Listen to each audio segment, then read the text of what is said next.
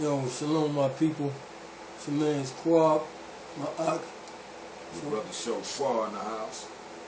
So we're gonna drop something, man. It's a lot of our people, man. The reason why most of us came out to church because of the tithe thing, the money factor. You know what I'm saying? After that collection plate dropped past you so many times, like that third time, you start feeling kind of funny, like, man, something ain't right. You know what I'm saying? I don't want to do this. So that's the biggest thing that got most of us out the church in the first place. Right. So now, coming into this thing, one of the first things we find out about is the 501c3. This is like Hebrew 101. Everybody know that the reason why the church is corrupt because they signed the 501c3. Well, come to find out, it's a lot of Israelites who doing this very same thing. They getting into signing this 501c3. Now, why would any of our people sign this thing? You guessed it, money. Same thing the church is doing. That's right.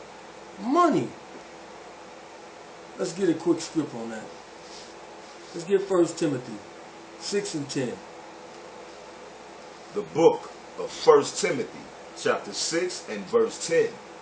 For the love of money is the root of all evil. Read that again. For the love of money is the root of all evil. For the love of money is the root of all evil. Now, I know most of these pastors in these churches had good intentions when they first started off. That's right.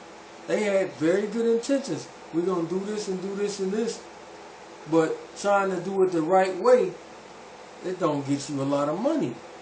It don't get you a lot of fame. It don't get you a lot of fanfare if you do things the right way. So these people then got snared with for the love of money. Read on. Wow. Some coveted after they have erred from the faith. Now, so covering it after it, you err from the faith. You get on something else. We see it happening right before our eyes. This thing has presented itself to us about 8 times in the last month. And we got people talking about it's okay to sign it. 501c3, it's alright, man. Like, they obviously, we're going to try to give them the benefit of the doubt.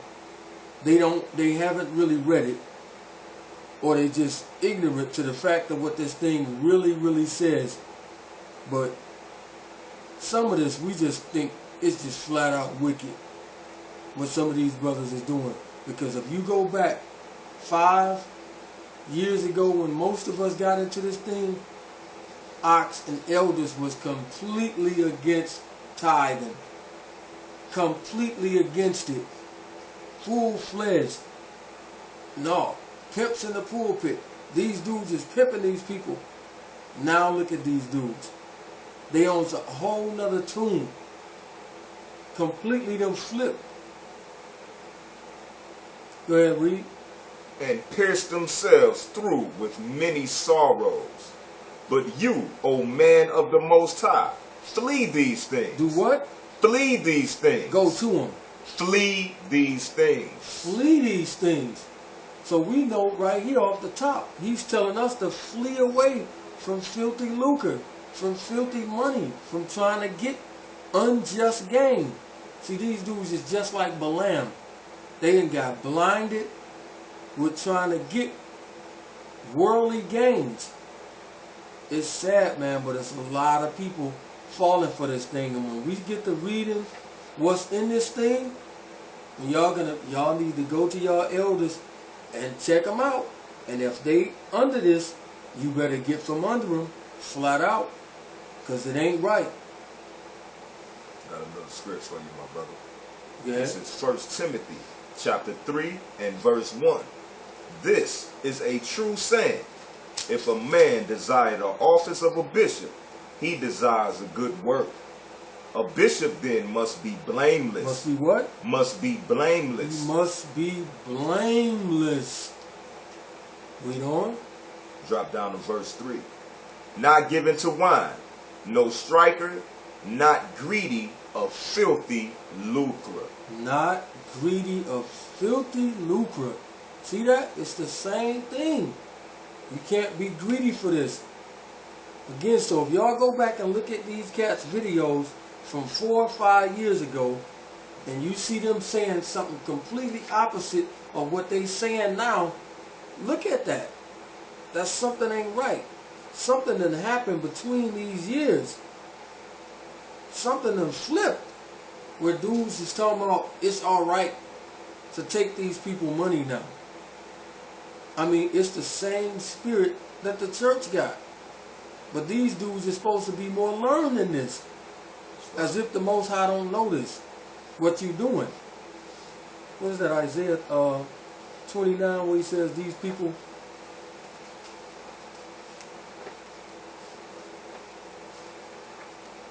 Like Isaiah 29 and 15, I think.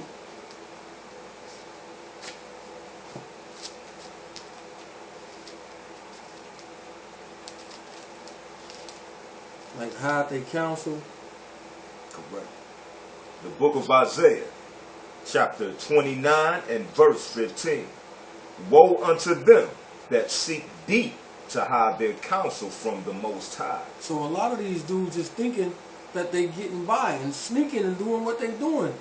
You ain't hiding nothing from him. He already know. Before you decided to do this, he already knew you was going to do it. You misleading these people the same way the pastors is doing.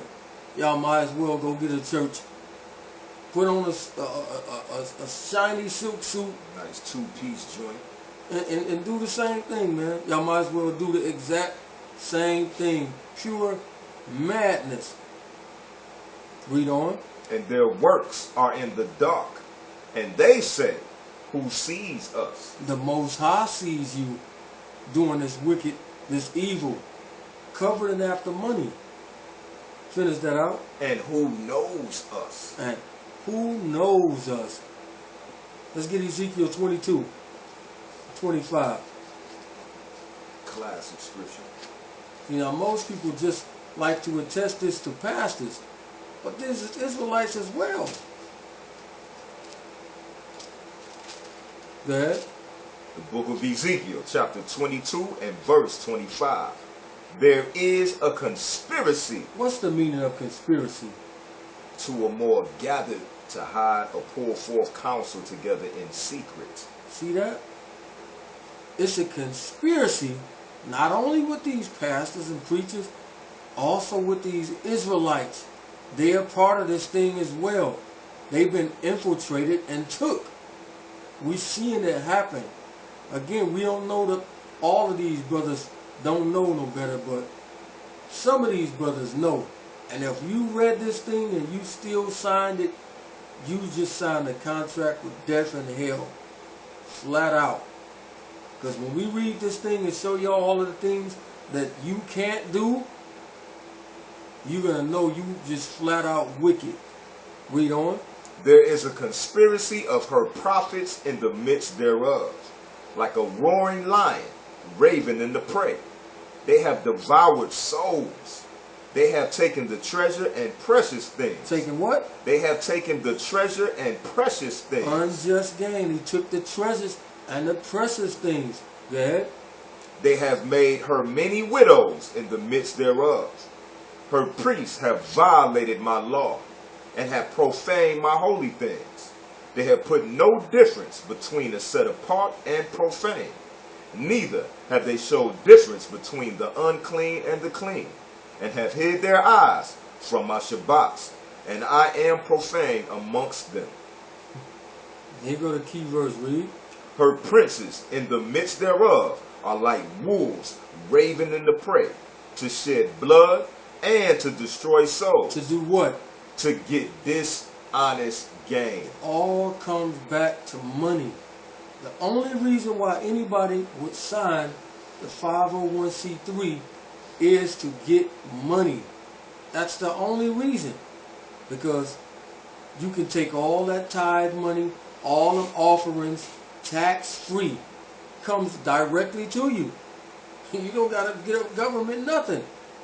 When the Messiah gave us the example, Hamashiach said, render to Caesar what's Caesar's and give the Most High what's his. He paid his taxes.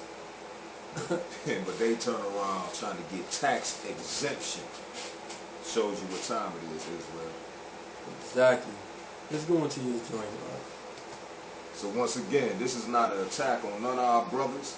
This is to bring forth enlightenment and edification, so that us Israelites that's serious about this truth can be aware that we are indeed at war with the beast, and the beast is making war with us. And one of the tools that it used is the filthy lucre, the money. Once again, like my op was bringing out, there's no way that this system that is designed off of tax money, that taxes from every aspect of life, that they would allow you to not pay taxes. It has to be some strings and stipulations attached. So let's get into this 501c3. Let's take a look at the two classifications of the 501c3. Read that for the people. Okay. That part right there. All right. This section right here. The public. Yeah, the public charity. The public support must be fairly broad, not limited to few individuals or families. Public charities are defined in the Internal Revenue Code under Section 509A 1 through 509A 4. So out of these two, we're not going to read the second classification, but it's basically for foundations that basically take money and give it to other foundations. Churches fall under this first category right here. Let's read this part right here, the highlighted section where it pertains to churches and any religious organization. Here we go. Churches, however, have specific requirements to obtain and maintain tax-exempt status. So churches have specifics. There is a guideline that is put together by this beast system that they must abide by. Read.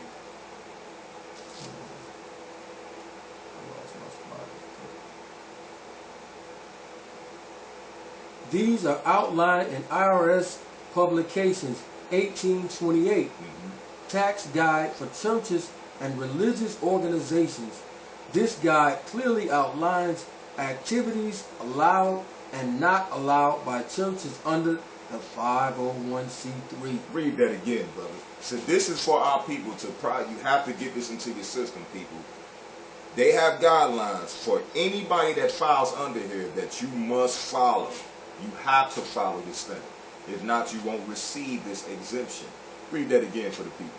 This guide clearly outlines activities allowed and not allowed by churches under the 501c3 designation. A private non-profit organization, GuideStar, also provides reputable and detailed results for web-based searches to verify information on 501c3 organizations. Now this is a deep aspect, Israel. Now we know when we came into this truth, we was about hitting these precepts and finding out, like my aunt always point out, about the people behind the curtain. You know what I'm saying? What's the name of that organization that follows the 501c3? Read that again. Oh, a private non-profit organization, GuideStar. GuideStar. We know that within Scripture, the term star designates angels, Right. whether it be the righteous angels of the Most High or the fallen. We know that this system is specifically under the fallen angels and the adversary. So let's get a precept for that.